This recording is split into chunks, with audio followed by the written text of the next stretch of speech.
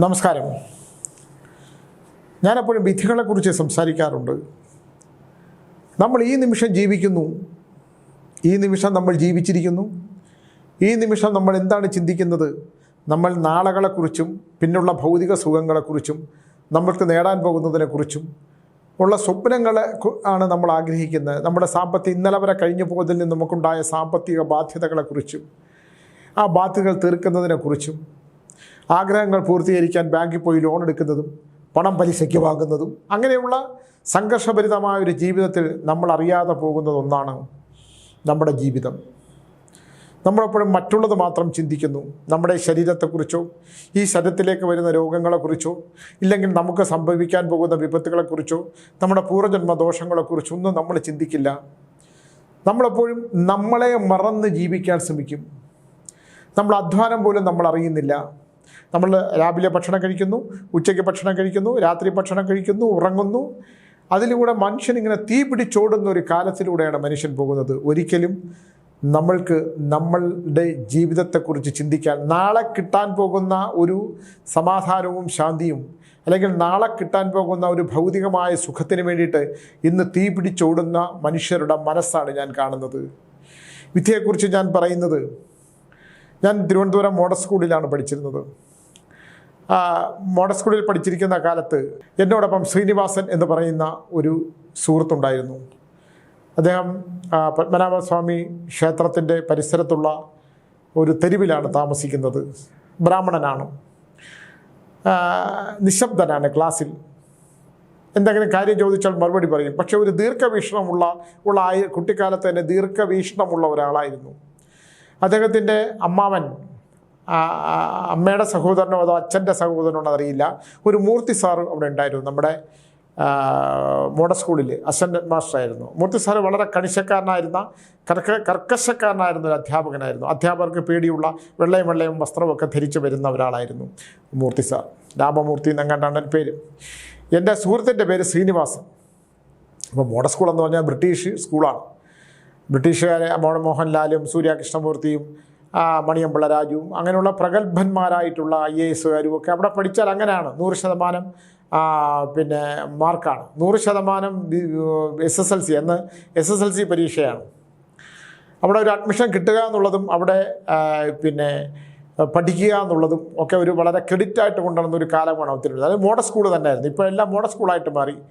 പല സിനിമകളിലും അവിടുത്തെ ബിൽഡിങ്ങുകൾ കോടതികളായിട്ടൊക്കെ വരാണ്. കാരണം ബ്രിട്ടീഷുകാർ പണിത ബിൽഡിംഗ് ആണെന്നാണ് അത് പറയപ്പെടുന്നത്. അതിൻ്റെ രാവിലത്തെ അസംബ്ലിയിലൊക്കെ നിന്ന് കഴിഞ്ഞാൽ ഒരു പ്രത്യേക ചിട്ടയോടുകൂടി വളർന്നിരുന്ന ഒരു സർക്കാർ സ്കൂളാണ്.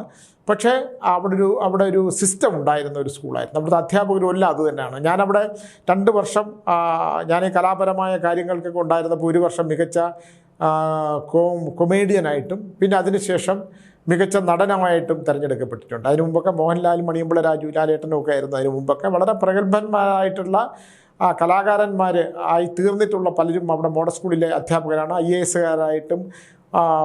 പിന്നെ കളക്ടർമാരും ഒക്കെ ആയിട്ടും വളരെ പുരോഗതിയായിട്ടുള്ള പുരോഗമന ചിന്താഗതിക്കാരും മിടുക്കന്മാരുടെ ഒരു സ്കൂളായിരുന്നു. ഞാൻ മിടുക്കനായിരുന്നില്ല എന്തായാലും പഠിക്കാൻ. എന്നെ സംബന്ധിച്ചിടത്തോളം ആ സ്കൂളിലെ ഏറ്റവും മോശപ്പെട്ട വിദ്യാർത്ഥി ഞാനാണെന്ന് പറയാനാണ് എനിക്കിഷ്ടം. ഞാൻ അങ്ങനെ ഒരു ബുദ്ധിമാനൊന്നും ആയിരുന്നില്ല. എന്നോടൊപ്പം പഠിച്ച പലരും ഇപ്പോൾ വളരെ ഉയർന്ന ഉദ്യോഗത്തിലൊക്കെ ഇരുന്ന് അതിൽ നിന്ന് ഒക്കെ റിട്ടയർമെൻറ്റൊക്കെ ആയി സന്തോഷകരമായ ജീവിതവും കൊച്ചുമക്കളും ഒക്കെ ആയിട്ട് ജീവിക്കുന്ന പലരും ഈ ഭൂമിയിൽ നിന്ന് പോയവരുമൊക്കെ ഉണ്ട്. കലാപരമായ കഴിവുള്ള സുകുമാരൻ എന്ന് പറയുന്ന നമ്മുടെ സുഹൃത്തുണ്ട്, നല്ല പാട്ടുകാരനാണ്. അവരൊക്കെ തന്നെ നമ്മൾ ഒരുമിച്ച് ഡിസ്ട്രിക്ട് യൂത്ത് ഫെസ്റ്റിവലിനൊക്കെ പോകുമ്പോഴും സ്റ്റേറ്റ് യൂത്ത് ഫെസ്റ്റിവലിനൊക്കെ പോകുമ്പോഴത്തേക്കൊക്കെ ഒരുമിച്ച് പോയിരുന്നതൊക്കെയാണ്. അന്നത്തെ ഒരു കാലഘട്ടം അങ്ങനെയായിരുന്നു. എത്രയോ വർഷങ്ങൾക്ക് മുമ്പാണ് അല്ലേ. ഇപ്പോൾ എനിക്ക് 63 വയസ്സ്. 10, 50 വർഷത്തിന് മുമ്പ് അതാണ് അങ്ങനെ ഒരു കാലഘട്ടം. ഞാനിത് പറയാനുള്ളതിന് കാരണം ഈ ശ്രീനിവാസൻ, ഞങ്ങൾ 10ാം ക്ലാസ് കഴിഞ്ഞു, എല്ലാവരും ഒക്കെ പിരിഞ്ഞു, പല വഴിക്കായി. ഞാൻ MG കോളേജിൽ പോയി 1 വർഷം പഠിച്ചു. അപ്പോൾ കലാഭ്രാന്ത് കയറിയപ്പോൾ, കലാപരമായ കഴിവുകൾ, സിനിമ ഭ്രാന്ത് കയറിയപ്പോൾ, പ്രശസ്തിയും ഉണ്ടാകണം എന്ന് ആഗ്രഹിച്ചിരുന്ന കാലത്ത് ബാക്കിയൊക്കെ വിദ്യാഭ്യാസമൊക്കെ കയ്യിൽ നിന്ന് കൈവിട്ടു പോയി. എപ്പോഴും സിനിമയോടുള്ള അല്ലെങ്കിൽ നാടകത്തോടുള്ള അമിതമായ കമ്പവും അമിതമായ ഭ്രാന്തും അമച്ചർ നാടകങ്ങളും ഒക്കെ ആയിട്ട് പ്രൊഫഷണൽ നാടകങ്ങളും ഒക്കെയാണ് എവിടെ ഉണ്ടെങ്കിലും വയൽ വഴി നടന്നു പോയിട്ട് അത് കാണുന്ന അങ്ങനെ കലാപരമായ ഒരു ലോകത്തേക്ക് ചെന്നു ചേരാൻ വിധിക്കപ്പെട്ടൊരു മനസ്സായിരുന്നു എൻ്റേത്. അപ്പോൾ അങ്ങനെ പോയപ്പോൾ ഞാൻ പിന്നെ കുറേ കാലം കഴിഞ്ഞ് ഇതൊന്നും എനിക്ക് നിലനിർത്താൻ പറ്റുന്ന ഒരു സാഹചര്യമല്ല എന്ന് മനസ്സിലാക്കിയിട്ട് 27ാമത്തെ വയസ്സായപ്പോൾ ജീവിതത്തിൻ്റെ മറ്റൊരവസ്ഥയിലായി. അങ്ങനെ ഞാൻ പരസ്യ കമ്പനി തുടങ്ങി. അങ്ങനെ തിരുവനന്തപുരത്തല്ല, കേരളത്തിലെ പ്രശസ്തമായിട്ടുള്ള പല കമ്പനികളുടെയും പരസ്യം ചെയ്യുന്ന ഒരു കമ്പനിയായിട്ട് മാറി. അങ്ങനെ തിരുവനന്തപുരത്ത് ഭീമ ജ്വല്ലറിയുടെയൊക്കെ തിരുവനന്തപുരമല്ല, മൊത്തത്തിൽ ഭീമ ജ്വല്ലറിയുടെ ടെലിവിഷൻ പരസ്യങ്ങളൊക്കെ ചെയ്യുന്ന ഒരു കമ്പനി 2012 വരെ ചെയ്യുന്ന ഒരവസ്ഥയുണ്ടായി. അതൊക്കെ ഒരു ഭൗതിക ജീവിതത്തിൻ്റെ ഒരു കാലഘട്ടമാണെന്നാണ് നാം പറയുന്നത്. ഓരോ മനുഷ്യനും ഉണ്ട് ഒരു നല്ല കാലം, ഓരോ മനുഷ്യനും ഒരു ശനിദശ കാലമുണ്ട്, അത് ഓരോ മനുഷ്യനും ഒരു കേതുദശ കാലമുണ്ട്, നല്ലതും ചീത്തയുമൊക്കെ ഉണ്ട്. അത് ഒരു പൂ വിടർന്ന് നിന്നാൽ ഞാൻ പറയുന്ന പോലെ അതിൽ സുഗന്ധങ്ങൾ നിറയുമ്പോൾ ആ പൂവ് നമ്മൾ ആസ്വദിക്കുന്ന പോലെ ആ പൂവും പ്രകൃതിയിലെ സുഗന്ധം ആസ്വദിക്കുന്ന പോലെ എല്ലാ മനുഷ്യനും ഒരു കാലമുണ്ട്. ആ കാലം കഴിഞ്ഞാൽ പിന്നെ അവൻ്റെ സ്വകാര്യതയുണ്ട്. നമ്മളിപ്പം നമ്മുടെ മമ്മൂട്ടിയും ലാലേട്ടനൊക്കെ പോലുള്ള മമ്മൂക്കയും ലാലേട്ടനൊക്കെ പോലുള്ള നടന്മാർ മലയാള സിനിമയിൽ നിറഞ്ഞു നിൽക്കുന്നുണ്ട്. എന്നൊക്കെയാണെങ്കിലും അവർക്ക് അവരുടേതായിട്ടുള്ള വിഷയങ്ങളുണ്ട്. അവർ ഇത്രയും നിന്നത് വളരെ അത്ഭുതങ്ങളാണ്. സിനിമ ഓടുന്നോ ഇല്ലയോ എന്നുള്ളതൊന്നുമല്ല, അത് അവരുടെ കർമ്മത്തിൻ്റെ ഭാഗമായിട്ടുള്ളതാണ്. അങ്ങനെ നമ്മൾ അറിയുന്നില്ല നമ്മുടെ ഓരോ കാലഘട്ടം, നമ്മൾ ആ സമയം നമ്മൾ കഴിഞ്ഞു പോകുന്നത്. ചിലപ്പോൾ ഒരു സുപ്രഭാതത്തിൽ മലയാള സിനിമയിൽ മിന്നിത്തിളങ്ങി നിന്ന താരങ്ങളൊക്കെ ഒറ്റ രാത്രി കൊണ്ട് ഇല്ലാതായി പോകും. 2 സിനിമ പൊളിഞ്ഞു കഴിയുമ്പോഴാണ് അവർ തനിക്ക് മാർക്കറ്റില്ല എന്ന് മനസ്സിലാകുന്നത്. തൻ്റെ ടെലിഫോൺ ബെല്ലടിക്കാതിരിക്കുമ്പോഴാണ് തനിക്ക് മാർക്കറ്റില്ല എന്ന് മനസ്സിലാകുന്നത്. അങ്ങനെ തിളങ്ങി നിൽക്കുന്ന ഒരു കാലമുണ്ട്. സിനിമയിൽ നിന്ന് മാത്രമല്ല, എല്ലാ മേഖലകളിലും അതുണ്ട്. ബിസിനസ്സിലാണെങ്കിലും ഉണ്ട്. ഒരു കാലഘട്ടം, അടുത്തൊരു തലമുറയ്ക്ക് നമുക്ക് കാര്യങ്ങൾ പങ്കിട്ട് കൊടുക്കുന്ന കാലഘട്ടം അങ്ങനെയാണ്. അങ്ങനെ ഞാൻ ഈ തിരുവനന്തപുരത്ത് ഭീമയുമായിട്ട് ബന്ധപ്പെട്ട് അങ്ങനെ എല്ലാ വൈകുന്നേരങ്ങളിലും അവിടെ വൈകുന്നേരങ്ങളിൽ പോകും. കാരണം ആ ഭീമയുടെ മുഴുവൻ പരസ്യങ്ങൾ ഒരു നല്ല കാലഘട്ടം മുഴുവൻ ഞാനാണ് ചെയ്തിരുന്നത്.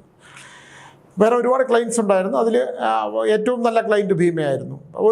ഒരുപാട് പേരുണ്ട്. അത്രയും കൂടുതൽ പരസ്യം ചെയ്യുന്ന, മാർക്കറ്റ് ചെയ്യുന്ന സ്വർണ്ണ ബിസിനസ്സാണല്ലോ അത്.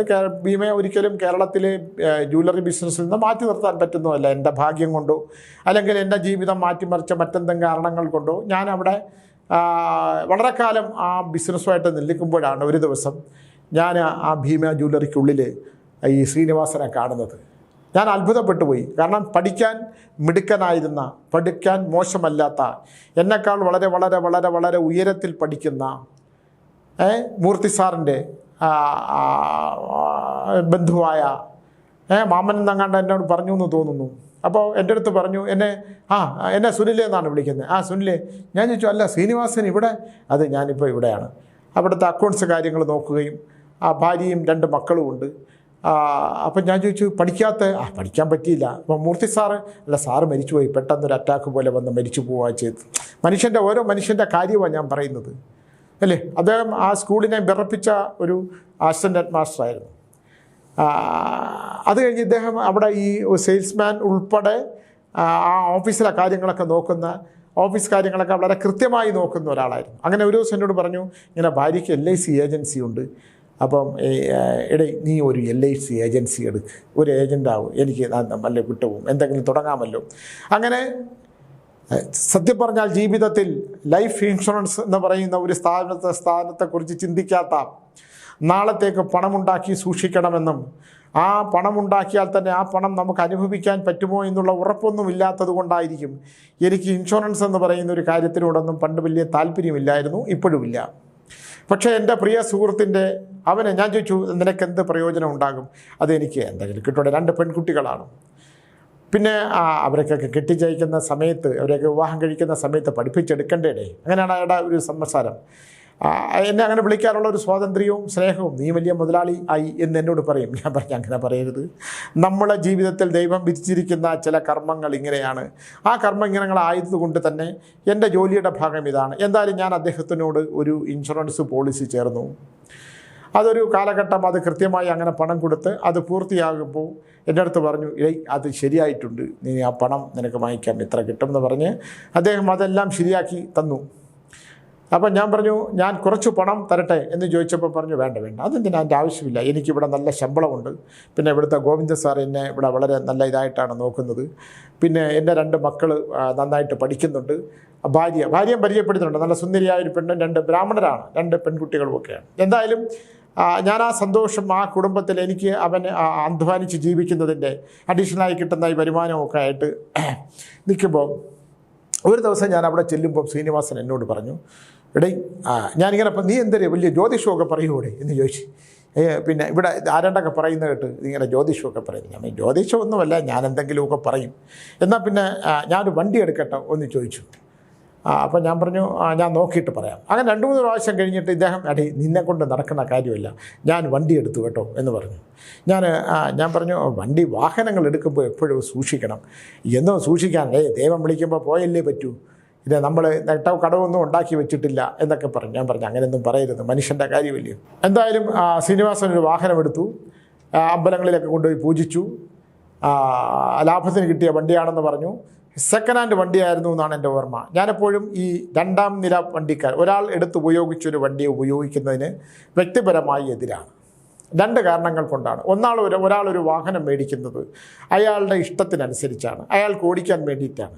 എന്തെങ്കിലും കാരണങ്ങൾ കൊണ്ട് അത് വിൽക്കുമ്പോൾ അയാൾക്കുണ്ടാകുന്നൊരു ദുഃഖം അത് ഈ വണ്ടിക്കുണ്ടാവും. വണ്ടി ഇരുമ്പാണ്, മിഷൻ എല്ലാ എഞ്ചിനുമൊക്കെ ആയിട്ടാണെങ്കിലും ഒരാത്മബന്ധം ഉണ്ടാവും. ആ വണ്ടി വേർപെട്ട് പോകുമ്പം ഒരു ബന്ധം അതിനകത്തോടെ. എനിക്ക് നമ്പർ 9 എന്ന് പറഞ്ഞൊരു വണ്ടി ഉണ്ടായിരുന്നു. നമ്പർ 9 അത് ഹുണ്ടായിയുടെ ഒരു വണ്ടിയാണ്.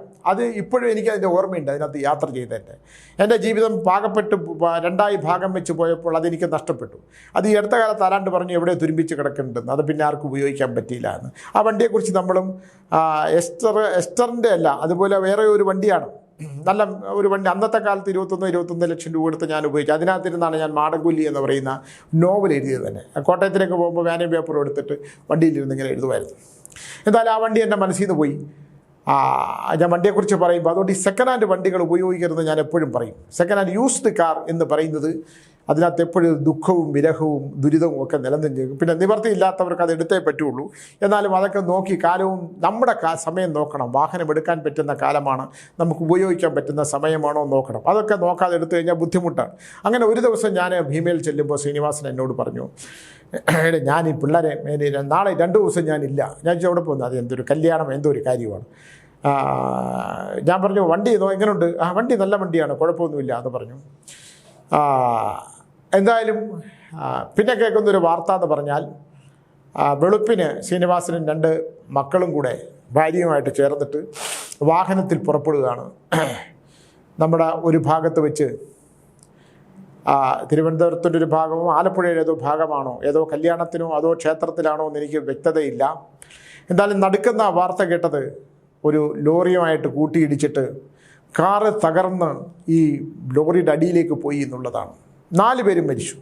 ഞാൻ പറയുന്ന ജീവിതം സ്വപ്നം കണ്ടത്, മക്കളുടെ വിദ്യാഭ്യാസ സ്വപ്നം കണ്ട, മക്കളെ നൃത്തം പഠിപ്പിച്ച, ഭാര്യയ്ക്ക് വേണ്ടിയിട്ട് ഇൻഷുറൻസ് തുടങ്ങിയിട്ട് ജീവിതത്തിനെ കെട്ടിപ്പടുത്ത ആ ഒരു ചെറുപ്പക്കാരൻ്റെ ഒരു അധ്വാനം കണ്ട, പഠിക്കാൻ മിടുക്കനായിരുന്ന ആ വിധിയെക്കുറിച്ച് ഞാൻ എപ്പോഴും പറയുന്നത് അതുകൊണ്ടാണ്. നമ്മൾ ഒരിക്കലും ഒരു പരിധിക്കപ്പുറത്തോട്ട് പോകരുത്.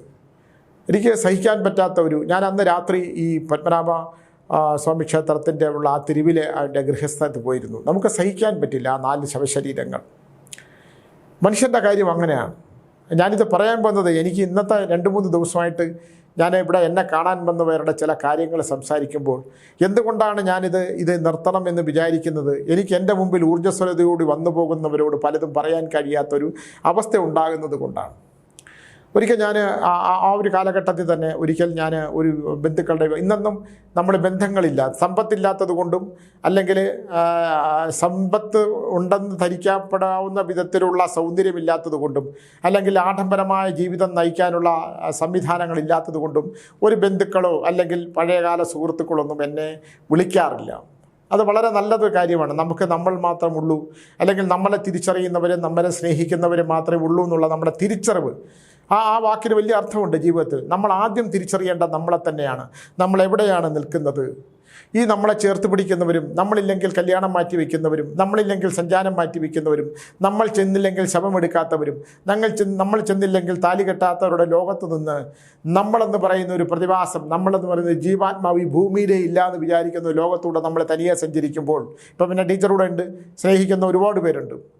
അങ്ങനെയുള്ള എപ്പോഴും നമ്മളെപ്പോഴും ചിന്തിക്കേണ്ട കാര്യമുണ്ട്. സമ്പത്തെന്ന് പറയുന്ന പ്രതാപവും സമ്പത്തും ഐശ്വര്യവും ഒക്കെ നിലനിൽക്കുന്ന കാലത്ത് മാത്രമേ, ശർക്കര ഉള്ളിടത്ത് മാത്രമേ ഈച്ച വരുവുള്ളൂ, എറുമ്പ് വരുവുള്ളൂ, മധുരമുള്ളിടത്ത് മാത്രമേ വരുള്ളൂ. ഇത് മധുരമില്ല, കയ്പായ ജീവിതാനുഭവത്തിൽ പെട്ടുപോയ ഒരാളെ സംബന്ധിച്ചിടത്തോളം ആരുമില്ലാതിരിക്കുന്ന ഒരു കാലത്താണ്. അങ്ങനെ ഞാനൊരു കല്യാണത്തിന് ചെന്നപ്പോൾ, അന്ന് സമ്പത്തുണ്ടായിരുന്ന കാലത്ത്, എൻ്റെ കുടുംബത്തിലൊരാളുടെ കല്യാണത്തിന് പോകുമ്പോൾ ഒരു ചെറുപ്പക്കാരൻ എൻ്റെ അടുത്തേക്ക് വരുന്നു. വന്നിട്ട് പറഞ്ഞു, മാമ, അച്ചാട്ടാ, ഞാൻ ഇന്ന ആളുടെ, ഞാൻ ഗീതയുടെ മകനാണ്. ഗീതയുടെ മകൻ എന്ന് പറഞ്ഞാൽ എൻ്റെ അച്ഛൻ്റെ സഹോദരിയുടെ മകൻ. ഞാൻ പറഞ്ഞു, നീ എവിടെയാണ്? വിദേശത്താണ്. അവർ തമ്മിൽ, ഞാനും അവനും തമ്മിലൊരു ആത്മബന്ധമുണ്ടായി. എന്നെ കാണാനായിട്ട് ഒരു ദിവസം അവൻ ഓഫീസിലേക്ക് വന്നു. ഓഫീസിലേക്ക് വരുന്നപ്പോൾ അവനൊരു ജോലിയുടെ ആവശ്യം പറഞ്ഞു. ഞാൻ അന്ന് മംഗളം പത്രത്തിലെ അവിടുത്തെ ഒരു എഡിറ്ററുമായിട്ട് ബന്ധമുണ്ടായിരുന്നത് കൊണ്ട് ഞാൻ പറഞ്ഞ അയാൾക്കൊരു ജോലി തിരുവനന്തപുരം ഓഫീസിൽ കൊടുത്തു. അവൻ വളരെ മിടുക്കനായിട്ട് അവൻ അവിടെ ജോലി ചെയ്തുകൊണ്ടിരിക്കുമ്പോൾ ഒരു ദിവസം വൈകുന്നേരം എൻ്റെ അടുത്തേക്ക് വന്ന് പറഞ്ഞു, ചേട്ടാ, ഞാനൊരു വണ്ടി എടുത്തു. ഞാൻ പറഞ്ഞു, ഇപ്പോൾ നല്ല സമയമാണോ വണ്ടി എടുക്കേണ്ടത്? ഇല്ല ചേട്ടാ, നോക്കണം, ഞാൻ വണ്ടി എടുത്തു വന്ന് നോക്കാൻ. ഞാൻ ചെന്ന് നോക്കുമ്പോൾ പുതിയൊരു യമഹ വണ്ടിയാണെന്ന് എനിക്ക് തോന്നുന്നു. അന്നത്തെ കാലത്തെ രാജദൂത് കഴിഞ്ഞിട്ട് ഇറങ്ങിയ ഒരു വണ്ടിയാണ്. രാജദൂത് എന്ന് പറഞ്ഞൊരു വണ്ടിയായിരുന്നു, അത് കഴിഞ്ഞിട്ടുള്ള വാഹനമാണ്. അപ്പോൾ ആ വണ്ടി ഒരു ലക്ഷണത്തിൽ തോന്നാൻ ഞാൻ പറഞ്ഞു, നീ എന്തായാലും തൽക്കാലത്തേക്ക് ഈ വണ്ടി ഉപയോഗിക്കേണ്ട, ഇത് കുറച്ച് ദിവസം കഴിഞ്ഞെടുത്താൽ എടുത്താൽ മതി. ഇല്ലെങ്കിൽ ഒരു കാര്യം ചെയ്യും, അടുത്ത ക്ഷേത്രം വല്ലതും ഉണ്ടെങ്കിൽ അവിടെ പോയി ഒരു നൂല് ജപിച്ച് കെട്ടിക്കോളും. ഇത് പറയുമ്പം നമ്മൾ പറയുന്നത് അന്ധവിശ്വാസമാണെന്ന് ധരിക്കേണ്ട. എന്തായാലും ഇയാൾ ഒരാഴ്ച എന്നെ വല്ലപ്പോഴും വിളിക്കും. ഒരാഴ്ച കഴിഞ്ഞ് വന്നു. അവിടുത്തെ ജോലിയെ കഴിഞ്ഞ് രാത്രിയാണ് പോകുന്നത്. ഒരു ദിവസം എൻ്റെ അടുത്തെന്ന് പറഞ്ഞു, ചേട്ടാ എന്നെ വിളിച്ചു, ചേട്ടാ അവിടെ ഉണ്ടോ? ഞാൻ പറഞ്ഞു ഉണ്ടെന്ന് പറഞ്ഞു. ഇയാൾ എൻ്റെ ഗ്രീൻ ടിവിയുടെ ഓഫീസിലേക്ക് വന്നു. എൻ്റെ അല്ല, ഞാൻ അവിടുത്തെ ഒരു ഉദ്യോഗസ്ഥനായിരുന്നു. അവിടെ വന്നു.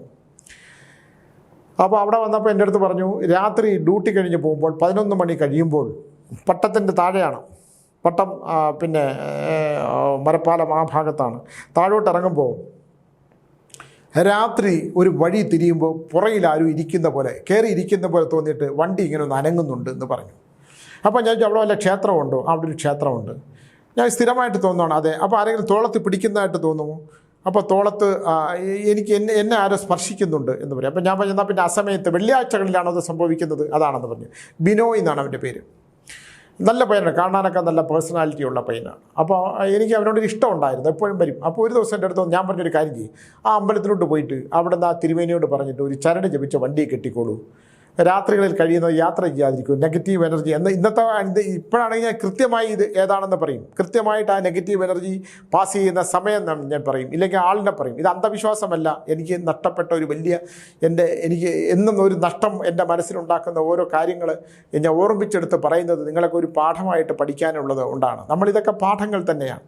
നമ്മുടെ മറ്റുള്ളവർ അന്ധവിശ്വാസം എന്ന് പറഞ്ഞാലും എന്തെന്ന് പറഞ്ഞാലും ദൈവം തന്ന ജീവിതം വെറുതെ ഇല്ലാതാക്കി കളയാനുള്ളതല്ല.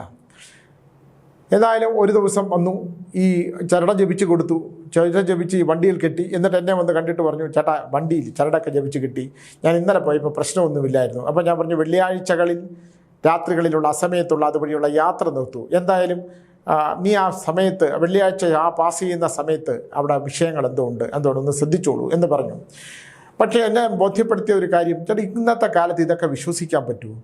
എനിക്കിതിലൊന്നും വിശ്വാസമില്ല. പക്ഷേ എൻ്റെ വണ്ടി തിരിയുമ്പോൾ, എൻ്റെ വണ്ടി അവിടെ വരുമ്പം ആരോ എൻ്റെ പിന്നിലേക്ക് കയറുന്നുണ്ട്, എൻ്റെ തോളത്തിങ്ങനെ പിടിക്കുന്നുണ്ടെന്ന് പറഞ്ഞു. എന്തായാലും ഇത് കഴിഞ്ഞ് കേൾക്കുന്ന വാർത്ത, ഒരു അപകടത്തിൽപ്പെട്ട് ഒരു ആക്സിഡൻറ്റിൽ ഒരു ബൈക്ക് പോയി ഒരു വണ്ടിയിൽ ഇടിച്ച് ഇവൻ മരണപ്പെടുന്നതാണ് ബിനോയ്. എൻ്റെ ജീവിതത്തിലേറ്റ ഒരുപാട് ആഘാതങ്ങളിൽ, പക്ഷേ മരിച്ചവർ തന്ന ദുഃഖത്തേക്കാൾ കൂടുതൽ ജീവിച്ചിരിക്കുന്നവർ തന്ന ദുഃഖങ്ങൾ ഏറ്റവും കൂടുതൽ ഏറ്റുവാങ്ങിയിട്ടുള്ളവരാണ് ഞാൻ. ഒരാൾ വേർപെട്ട് പോയാൽ കുഴപ്പവും, വേർപെട്ട് പോയി, അത് നമ്മൾ ആ മരണത്തെ നമ്മൾ അങ്ങനെ ഉൾക്കൊള്ളും. പക്ഷേ ജീവിച്ചിരിക്കുമ്പോൾ വേർപെടുത്തിക്കൊണ്ടേയിരിക്കുന്ന മനുഷ്യരുണ്ട്, സ്നേഹിച്ചവരും സഹായിച്ചവരും. നിങ്ങൾ തന്നെ സ്വയം എടുത്താൽ മതി. നിങ്ങൾ ആരെയൊക്കെ സ്നേഹിച്ചു, അവരൊക്കെ നിങ്ങൾക്ക് തിരിച്ചു തന്നത് എന്താണ്? നമ്മൾ ചിന്തിച്ചാൽ വേറെ കുഴപ്പമൊന്നുമില്ല. നമ്മളതങ്ങ് ഉൾക്കൊള്ളാനും സഹിക്കാനും തയ്യാറാവണം. എന്തായാലും ബിനോയ് മരിച്ചു. ആ വീട് എനിക്ക് അകത്തോട്ട് കയറാൻ പറ്റിയില്ല. അവൻ്റെ ഡെഡ് ബോഡി ഇങ്ങനെ പുറത്തേക്ക് എടുക്കുമ്പോൾ ഒരു ചെറുപ്പക്കാരൻ എന്നെ വന്ന് കണ്ടു. അവൻ ഇവനെ പോലെ തന്നെ ഇരിക്കുന്നു. അവൻ എൻ്റെ അടുത്തൊന്ന് പറഞ്ഞു, ചേട്ടാ ചേട്ടൻ പറഞ്ഞു ഇങ്ങനെ രാത്രി യാത്ര ചെയ്യുമ്പോൾ ഇങ്ങനൊരു വിഷയം ഉണ്ടാകുന്നുണ്ട്, അത് സത്യമാണോ എന്ന് ചോദിച്ചു. ഞാനതിന് മറുപടി പറയാൻ നിന്നില്ല. ഒന്ന്, വൈദ്യഭയങ്കരമായ ജനക്കൂട്ടം. ബിനോയ് അങ്ങനെ ആ നാട്ടുകാരെ സ്നേഹിച്ചൊരു ചെറുപ്പക്കാരനായിരുന്നു. അവൻ്റെ മരണം അവനോ അവൻ്റെ കുടുംബത്തിനോ ആ ദേശത്തിലുള്ള ആൾക്കാർക്കോ താങ്ങാൻ പറ്റാത്തതായിരുന്നു. ആ മരണം ഉണ്ടാക്കിയ ആഘാതം. അത് കഴിഞ്ഞ് ഞാൻ ചോദിച്ചു, താങ്കൾക്ക് ജലവുമായിട്ട് വല്ല ബന്ധമുണ്ടോ? അപ്പോൾ അവൻ ജലവുമായിട്ട് ബന്ധമുള്ളൊരു ജോലി പറഞ്ഞു. അപ്പോൾ ഞാൻ പറഞ്ഞു, വളരെ ശ്രദ്ധിക്കണം. അവൻ രാത്രി ഇയാൾ എൻ്റെ അടുത്ത് പറഞ്ഞതാണ്, ഈ മരണം കഴിഞ്ഞ് അവന് 4-5 ദിവസം അവൻ ആശുപത്രി കിടന്നു. എനിക്ക് കിംസിലാണെന്ന് തോന്നുന്നു. ഞാൻ കിംസിൽ എല്ലാ ദിവസവും വൈകുന്നേരം പോകുമായിരുന്നു. ആ ദിവസം എൻ്റെ അടുത്ത് പറഞ്ഞു, ചേട്ടാ ഇവൻ കിംസിൽ കിടക്കുന്ന സമയത്ത് രാത്രിയാവുമ്പോൾ എൻ്റെ അടുക്കലേക്ക് വന്നിരിക്കുന്നുണ്ട്.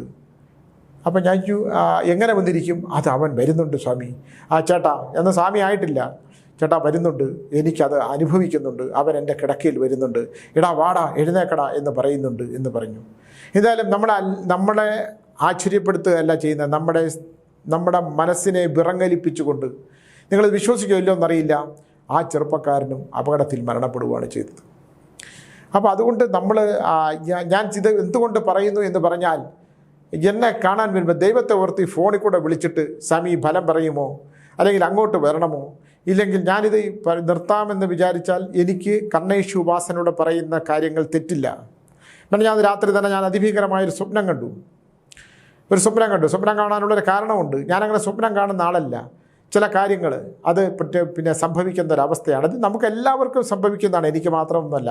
ഞാൻ അത്ഭുതങ്ങളൊന്നും കാണിക്കുന്ന ഒരാളല്ല. അത്ഭുതങ്ങളൊന്നും വിശ്വസിപ്പിക്കാൻ പറ്റുന്നതല്ല. ഇതല്ല അന്ധവിശ്വാസമെന്ന് പറഞ്ഞ് ഇതൊക്കെ വിശ്വാസമാണെന്നും അന്ധവിശ്വാസം പറഞ്ഞ് അടിച്ചേൽപ്പിക്കാൻ നിൽക്കുന്നില്ല. പക്ഷേ നമുക്കറിയാത്ത, നമുക്ക് തിരിച്ചറിയാൻ കഴിയാത്ത, നമുക്കൊരാളെ വിശ്വസിപ്പിക്കാൻ കഴിയാത്ത, നമുക്ക് മാത്രം കണ്ടെത്താൻ കഴിയുന്ന ചില സത്യങ്ങൾ നമുക്ക് ചുറ്റുമുണ്ടെന്നുള്ള യാഥാർത്ഥ്യം നമ്മളെപ്പോഴും തിരിച്ചറിയണം. ചില വാക്കുകൾ, ചില ശപിക്കുമല്ലോ, ചില വാക്കുകൾ നീ നശിച്ചു പോകും എന്ന് പറഞ്ഞാൽ ആ നാശത്തിൻ്റെ ഒരംശം തിരിച്ചു വരും.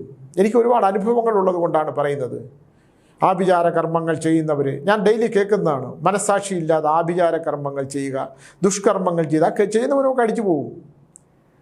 അത് 100%. ആർക്കെതിരെ എന്തൊക്കെ ചെയ്താലും ദുഷ്കർമ്മങ്ങളൊക്കെ ഉണ്ട്. ദുഷ്കർമ്മങ്ങൾ പഠിക്കുന്ന ചെറുപ്പക്കാരുണ്ട്, സുഹൃത്തുക്കളെ നശിപ്പിക്കാൻ ചെയ്യുന്നവരുണ്ട്. പ്രണയിച്ച പെണ്ണ് ഇട്ടിട്ട് പോകുമ്പോൾ അവളെ നശിപ്പിക്കാൻ വേണ്ടി എന്തെല്ലാം മാർഗം സ്വീകരിക്കാൻ പറ്റും. ഈ അടുത്ത കാലത്തൊരു ഡോക്ടറിൻ്റെ അടുത്ത് വന്നിരുന്നു. ആ ഉപേക്ഷിച്ച് തന്നെ പ്രണയിച്ച് പകുതിയായപ്പം തനിക്ക് പൗരുഷത്തിന് കുറവുണ്ട്, അവൾ സിനിമയ്ക്ക് വിളിച്ചപ്പോൾ പോയില്ല. എനിക്കെപ്പോഴും ഒരു പെണ്ണിനെ എൻ്റെ ആദ്യ രാത്രിയിൽ ഒരു പെണ്ണിനെ സ്പർശിക്കുന്ന ഇഷ്ടം എന്ന് പറയുന്ന എന്നെ അത്ഭുതപ്പെടുന്ന ഒരു ചെറുപ്പക്കാരൻ പറയുന്നു, ഞാൻ പ്രണയിച്ചിരുന്ന പെണ്ണ് മറ്റൊരുത്തൻ്റെ കൂടെ കന്യാകുമാരിയിലും കാസർഗോഡുമൊക്കെ കറങ്ങിയിട്ട് വന്നു സ്വാമി, എനിക്കത് സഹിക്കാൻ പറ്റിയില്ല, എനിക്ക് അവളെ ഒന്ന് കൊല്ലാൻ പെണ്ണല്ലോ, മന്ത്രങ്ങളും ഉണ്ടോ എന്ന് ചോദിച്ചു എൻ്റെ അടുത്ത്. സ്വാമി പ്രത്യങ്കര ഉപാസകനല്ലേ, ഇതിനൊന്നും നമുക്ക് മറുപടി ഉണ്ടോ? ഇങ്ങനെയുള്ള ആൾക്കാരെ അല്ലേ ചൂഷണം ചെയ്യപ്പെടുന്നത് അല്ലേ? അത്തരം കാര്യങ്ങളാണ്. അപ്പം നമ്മളെപ്പോഴും സത്യവും നീതിയും ധർമ്മങ്ങൾക്കനുസരിച്ച് പെരുമാറുക. പണം ഏത് മാർഗത്തൂടെയും എങ്ങനെയും ഉണ്ടാക്കാം. അത്തരം കാര്യങ്ങളെക്കുറിച്ച് നമുക്കൊരു ചിന്ത വളരെ നല്ലതാണ്. സത്കർമ്മങ്ങൾ ചെയ്യുക എന്നുള്ളത് ഞാൻ എപ്പോഴും പറയുന്ന, നല്ല ചിന്തകളിലൂടെ ജീവിക്കാൻ പറ്റുന്നതും, മറ്റുള്ളവൻ നമ്മളെ നശിപ്പിക്കാൻ ശ്രമിച്ചാലും നമ്മൾ നശിക്കില്ല. കാരണം നമ്മൾക്കൊരാളെ നശിപ്പിക്കാൻ കഴിയുന്നില്ലല്ലോ. നശിപ്പിക്കാൻ ചെയ്യുന്ന ചിന്തകളൊന്നും നമ്മൾ ചെയ്യാത്തിടത്തോളം കാലം നമുക്ക് അങ്ങനെയുള്ള പ്രശ്നങ്ങൾ വരില്ല. സംഘർഷങ്ങളും ബുദ്ധിമുട്ടുകളും മാനസിക സംഘർഷങ്ങളും ദുഃഖങ്ങളും ദുരിതങ്ങളുമാണ് ജീവിതം. ഇല്ലേ? റോയ് മരിച്ച കണ്ടില്ലേ? എന്തിൻ്റെ കുറവായിരുന്നു? പോയില്ലേ ഭൂമിയിൽ നിന്ന്? എല്ലാവരെയും ദുഃഖിപ്പിച്ചുകൊണ്ട് തൻ്റെ ബിസിനസ് സാമ്രാജ്യം എല്ലാം തകർത്ത് എറിഞ്ഞുകൊണ്ട് പോയില്ലേ? അതുകൊണ്ട് ഞാൻ പറഞ്ഞത്, വിധി എന്ന് പറയുന്ന ഒരു വലിയ സത്യമുണ്ട്. വിധിക്ക് നമ്മൾ കീഴടങ്ങിയേ പറ്റൂ. ആ വിധി മറികടന്നു പോകാൻ ആർക്കും വരില്ല. അധികാരവും പ്രശസ്തിയും ധനവും സമ്പത്തും അഹങ്കാരവും ഒക്കെയാണ് മനുഷ്യൻ വന്നു ചേർന്നിരിക്കുന്ന ചില കിരീടങ്ങൾ, ചില സിംഹാസനങ്ങൾ. അത് ഏത് നിമിഷവും ഉടഞ്ഞു വീഴുന്നതാണ്. അതുകൊണ്ട് നമുക്കൊരു സാധാരണ മനുഷ്യനായി നീ നിൻ്റെ ശരീരത്തെ ശ്രദ്ധിക്കൂ. നശിച്ചു പോകുന്ന ശരീരത്തെയും നിൻ്റെ സംഘർഷങ്ങളില്ലാത്ത മനസ്സിനും ശാന്തമായൊരു ജീവിതത്തെക്കുറിച്ച് മാത്രമേ ചിന്തിക്കുള്ളൂ. അതിനുള്ള കർമ്മങ്ങൾ ചെയ്യണം. അതിന് ഈശ്വരൻ ഭഗവത് സാന്നിധ്യം ഉണ്ടാകട്ടെ എന്ന് പറഞ്ഞുകൊണ്ട് നിർത്തുന്നു. നമസ്കാരം.